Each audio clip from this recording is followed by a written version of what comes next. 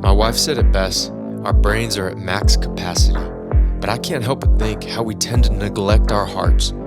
So here's a new style of video, fast moving and direct, short and to the point. Parts of a longer video splintered into bite-sized portions, the same hard-hitting messages for the heart in smaller packages. Thank you for watching, and welcome to Ponds and Beavers Shortwave.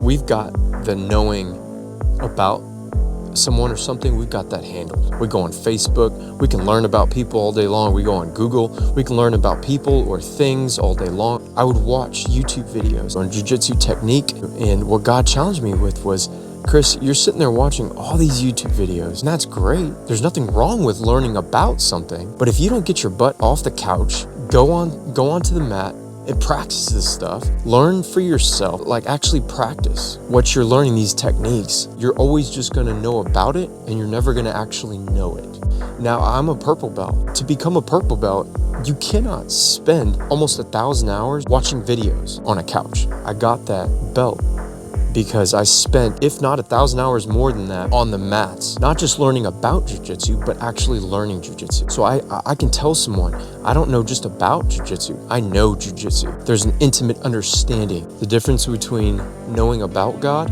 and knowing God.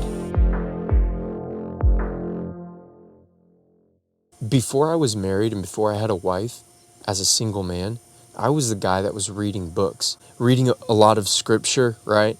About marriage or the structure of marriage. Books are usually a really obvious sign of learning about something, right? But if your head is always in books, you'll never know that thing, right?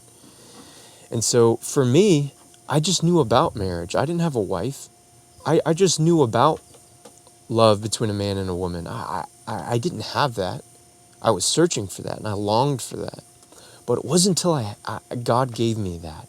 It wasn't until I began that journey of marriage with my wife now that all the academic stuff was no longer the forefront of my mind. It was go time. There was no, I'll be honest, I can't remember the last time I've had my head in a book talking about how to be a better husband. But I will say this, the biggest way I've learned how to be a better husband is God, is my relationship with God. Because He helps me in those moments that are hard. He helps me in those moments that I find myself lost or I need direction.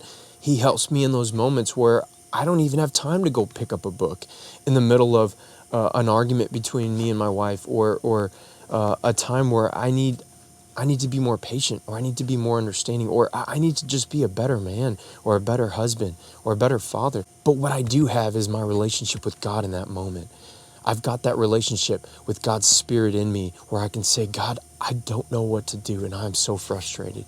And right then, it's not magic because it's come at a price, right?